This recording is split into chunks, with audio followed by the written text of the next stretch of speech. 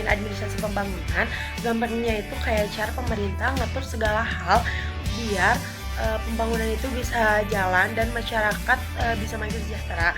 Menurut Siagin 1983, administrasi pembangunan itu adalah proses dan kegiatan yang dilakukan oleh pemerintah untuk mendorong pertumbuhan ekonomi, perubahan sosial, dan juga ningkatin kesejahteraan masyarakatnya. Jadi bukan cuma soal ngurusin pelayanan publik aja, tapi juga lebih ke gimana caranya pemerintah itu tuh bisa bikin perubahan nyata di kehidupan orang-orang banyak ataupun di masyarakatnya. Kalau ngomongin administrasi pembangunan, sebenarnya ini tuh bagian dari administrasi publik, tapi fokusnya aja yang beda. Kalau administrasi publik ini secara umum tuh lebih ke ngatur jalannya pemerintahan, kayak pelayanan publik, bikin regulasi, lalu ngatur birokrasi, pokoknya urusan yang biasa dilakukan itu oleh pemerintah.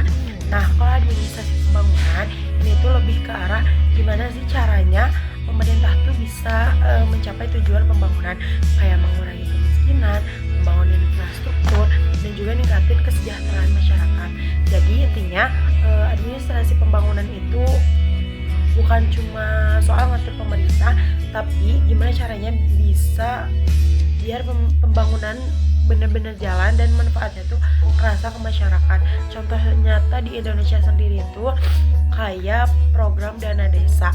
Pemerintah tuh ngasih dana langsung ke desa supaya masyarakat tuh bisa ikut ngatur pembangunan di lingkungannya sendiri, entah itu buat jalan yang rusak, air bersih, ataupun pemberdayaan ekonomi lokalnya. Ini tuh contoh nyata administrasi pembangunan yang mendorong masyarakat tuh terlibat langsung dan enggak cuma nunggu keputusan dari atasannya. Lalu ada teori pembangunan berkelanjutan, karena menurut aku tuh ini cukup relevan saat ini. Intinya teori ini tuh bilang pembangunan itu harus seimbang antara ekonomi, sosial, ataupun lingkungan. Jadi jangan cuma ngejar pertumbuhan ekonominya aja, tapi sampai ngerusak alam ataupun ninggalin masyarakat kecil. Contohnya pas pemerintah tuh dorong investasi di sektor kelapa sawit ataupun tambang. Kalau pakai prinsip pembangunan berkelanjutan, berarti kan harus ada aturan supaya lingkungannya itu tetap dijaga, jangan sampai rusak gitu. Dan masyarakat sekitar itu juga dapat manfaatnya. Jadi bukan cuma perusahaan besar aja yang dapat manfaat, tapi juga masyarakat pun seharusnya mendapat manfaatnya juga.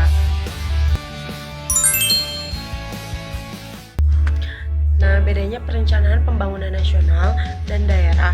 Kalau perencanaan nasional ini tuh skalanya gede banget, kayak nentuin arah dan prioritas pembangunan untuk seluruh Indonesia nantinya.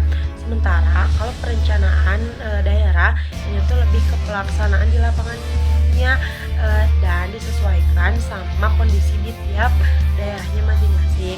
Jadi kalau diibaratin, nasional itu nyusun peta besarnya, sedangkan daerah itu yang nyusun detail buat sampai ke tujuannya itu. Otonomi daerah itu intinya ngasih kewenangan ke daerah buat ngatur dan ngurus urusan pemerintahannya sendiri lewat prinsip desentralisasi. Sedangkan desentralisasi sendiri maksudnya adalah adanya pelimpahan kekuasaan, tanggung jawab, dan juga sumber daya dari pemerintah pusat ke daerah. Biasanya dengan sistem kayak gini tuh daerah jadi punya ruang buat bikin kebijakan yang lebih cocok sama kondisi di lapangannya. Jadi nggak harus tunggu pemerintah dari pusat dulu gitu kalau mau bergerak.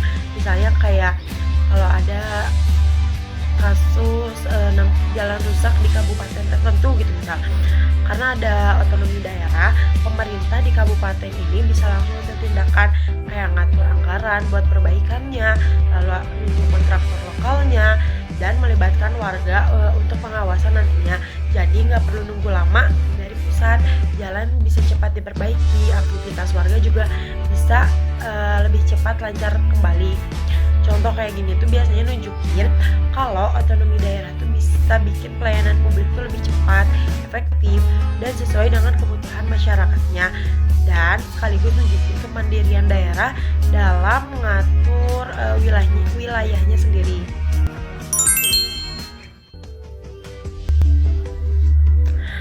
hubungan pusat dan daerah memengaruhi keberhasilan pembangunan lewat sinkronisasi kebijakan, aliran dana, lalu ada kapasitas teknis, dan juga mekanisme pengawasan. Jika dikoordinasi dengan baik, program nasional itu bisa berjalan lancar di daerah. Tetapi jika buruk, terjadilah tumpang tindih, wewenang, penundaan proyek, ataupun penggunaan dana yang tidak efektif. Contoh efektifnya seperti koordinasi pusat dan daerah pada program vaksinasi. Jadi pusat mengatur pasokan dan strategi besar, dan daerah mengorganisir distribusi dan sosialisasi lokal, lalu mempercepat capaian vaksinasi. Kalau contoh masalahnya, ketika regulasi pusat dan perizinan daerah tidak sinkron, proyek infrastruktur itu bisa tertunda karena persyaratan izin ganda. Mungkin untuk kesimpulannya, administrasi pembangunan menuntut oriental hasil pembangunan, koordinasi lintas sektor, dan pelibatan masyarakatnya. Teori pembangunan berkelanjutan relevan untuk menjawab tantangan Indonesia pada saat ini, dan perencanaan hubungan pusat dan daerah yang baik menjadi kunci agar program pembangunan berhasil. Mungkin terima kasih. Aku Zara dan dadah.